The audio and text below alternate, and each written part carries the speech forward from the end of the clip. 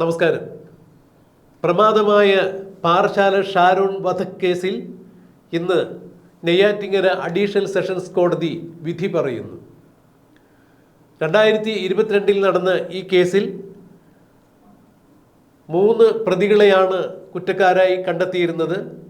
ഒന്നാം പ്രതി ഗ്രീഷ്മ എന്ന ഷാരോണിൻ്റെ പഴയ കാമുകി, രണ്ടാം പ്രതി ഗ്രീഷ്മയുടെ അമ്മയായ സിന്ധു, മൂന്നാം പ്രതി ഗ്രീഷ്മയുടെ അമ്മാവനായ നിർമ്മൽ കുമാർ നായർ. എന്നാൽ രണ്ടാം പ്രതി ഗ്രീഷ്മയുടെ അമ്മയെ തെളിവുകളുടെ അഭാവത്തിൽ കോടതി വെറുതെ വിടുകയാണ് ചെയ്തത്. മൂന്നാം പ്രതിയായ നിർമ്മൽ കുമാരൻ നായരെ കോടതി പ്രതിയെന്ന് കണ്ടെത്തിയിട്ടുണ്ട്. എന്നാൽ ഈ കേസിൽ ഇന്ന് നിർണായകമായ വിധി ഉണ്ടാകും. ഇപ്പോൾ കോടതിയിലേക്ക് അട്ടക്കുളങ്ങര ജയിലിൽ കഴിയുന്ന ഗ്രീഷ്മയെ കോടതിയിലേക്ക് എത്തിച്ചിട്ടുണ്ട്. ഏതാണ്ട് 11 മണിയോടുകൂടി കോടതി ചേരും.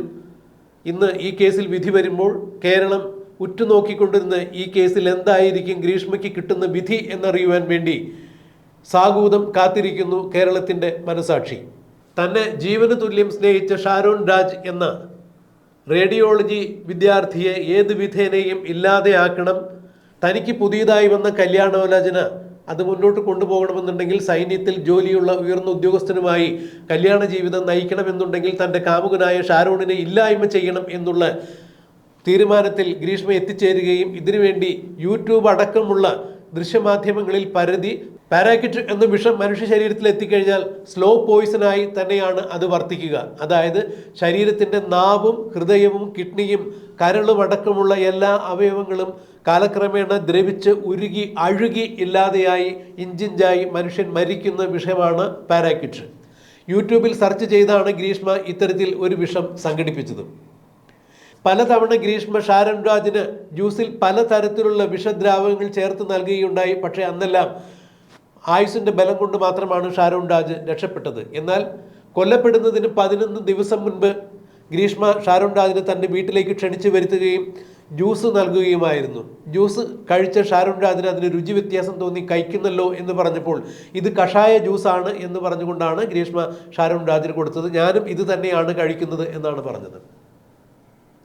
എന്നാൽ പിന്നീട് വീട്ടിലേക്ക് പോകും വഴി സുഹൃത്തിൻ്റെ ബൈക്കിലിരുന്ന ഷാരോൺ രാജ് കുഴഞ്ഞു വീഴുകയും ആശുപത്രിയിൽ പ്രവേശിപ്പിക്കുകയും ചെയ്തപ്പോഴാണ് താനൊരു ജ്യൂസ് കഴിച്ച വിവരം പറയുന്നത്. എന്നാൽ അത് ഗ്രീഷ്മ തന്നതാണ്. ഈ ജ്യൂസ് ഗ്രീഷ്മ തനിക്ക് വിഷം കലർത്തി തന്നു എന്നൊന്നും ഷാരോൺ എവിടെയും പറഞ്ഞിട്ടില്ല.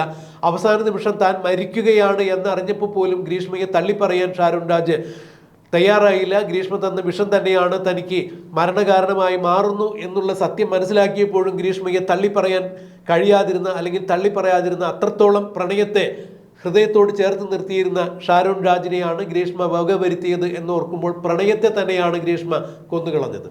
എന്തായാലും പ്രതി പൈശാചിക ചിന്തയുള്ള പൈശാചികമായി പ്രവർത്തിക്കുന്ന ആളാണ് എന്നാണ് പ്രോസിക്യൂഷൻ തന്നെ പറഞ്ഞിരിക്കുന്നത്. അതുകൊണ്ട് ഈ കേസിൽ പരമാവധി ശിക്ഷ തന്നെ, വധശിക്ഷ തന്നെ നൽകണം എന്ന് പ്രോസിക്യൂഷൻ വാദിച്ചിരിക്കുന്നു. എന്നാൽ പ്രതിഭാഗം അഭിഭാഷകൻ പറഞ്ഞത് പ്രതിയുടെ പ്രായം പരിഗണിക്കണം. അവർ മാതാപിതാക്കൾക്ക് ഒറ്റ മകളാണ്, വിദ്യാഭ്യാസം ചെയ്യുന്നു, അവർക്ക് പഠിക്കണമെന്നുണ്ട്, അവർക്ക് മാനസാന്തരം വന്ന് സമൂഹത്തിലേക്ക് തിരിച്ചു വരാനുള്ള സാഹചര്യം കോടതി ഒരുക്കണം, കടുത്ത ശിക്ഷ നൽകരുത് എന്നാണ് പ്രതിഭാഗം അഭിഭാഷകനും കോടതിയിൽ വിസ്തരിച്ചത്. എന്തായാലും നെയ്യാറ്റിങ്കര അഡീഷണൽ സെഷൻസ് കോടതി ജഡ്ജി AM ബഷീറാണ് ഈ കേസിൽ വിധി പറയുന്നത് എന്നുള്ളത് ഏറെ പ്രാധാന്യമുള്ള കാര്യമാണ്. മുൻപ് ലിത കേസിൽ വധശിക്ഷ തന്നെ പ്രതികൾക്ക് വിധിച്ച ആളാണ് ബഹുമാനപ്പെട്ട ജഡ്ജി AM ബഷീർ എന്ന് ഓർക്കുമ്പോഴാണ് ഗ്രീഷ്മയുടെ കാര്യത്തിൽ അവരുടെ വീട്ടുകാർക്കും ബന്ധുക്കൾക്കും നടുക്കമുണർത്തുന്നത്. കാരണം സമാനമായ മറ്റൊരു കേസിൽ വധശിക്ഷ വിധിച്ചിട്ടുള്ള ജഡ്ജിയാണ് AM ബഷീർ.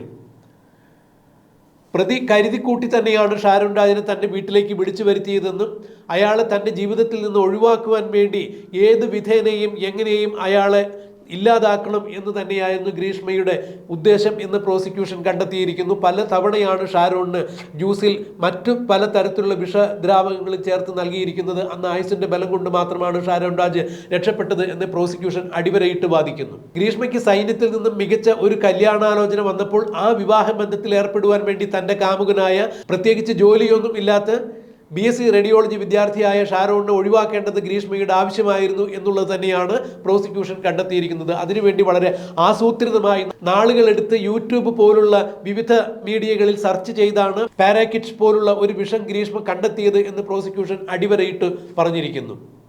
നിർമ്മൽ കുമാരൻ നായരുടെ പേരിലുള്ള കുറ്റം തെളിവ് നശിപ്പിച്ചു എന്നുള്ളത് തന്നെയാണ്. എന്നാൽ ഗ്രീഷ്മയുടെ അമ്മയെ തെളിവിന്റെ അഭാവത്തിൽ വിട്ടയക്കുകയും ചെയ്തിരിക്കുന്നു. ഈ കേസിൽ ഇന്ന് നെയ്യാറ്റിൻകര കോടതി വിധി പറയുമ്പോൾ ഗ്രീഷ്മയ്ക്ക് കടുത്ത ശിക്ഷ കിട്ടും, തൂക്ക് കയർ തന്നെ കിട്ടും എന്നുള്ളതാണ് അറിയാൻ കഴിയുന്നത്.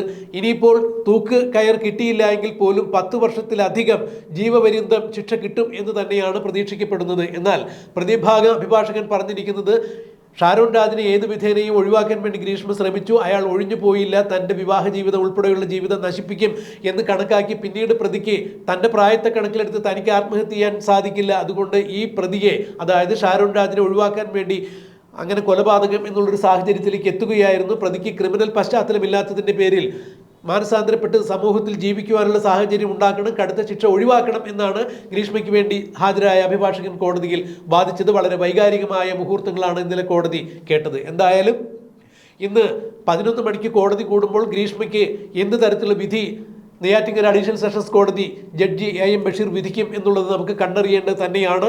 എന്തായാലും ഈ വാർത്ത ബഹുമാനപ്പെട്ട പ്രേക്ഷകർക്ക് മുന്നിൽ എത്തുമ്പോഴേക്കും നെയ്യാറ്റിൻകര അഡീഷണൽ സെഷൻസ് കോടതിയിൽ നിന്നും ഗ്രീഷ്മയ്ക്ക് എതിരെയുള്ള വിധി വന്നിരിക്കാൻ സാധ്യതയുണ്ട്. എന്തായാലും അത് തത്സമയം ഞങ്ങൾ പ്രക്ഷേപണം ചെയ്യുന്നതാണ്.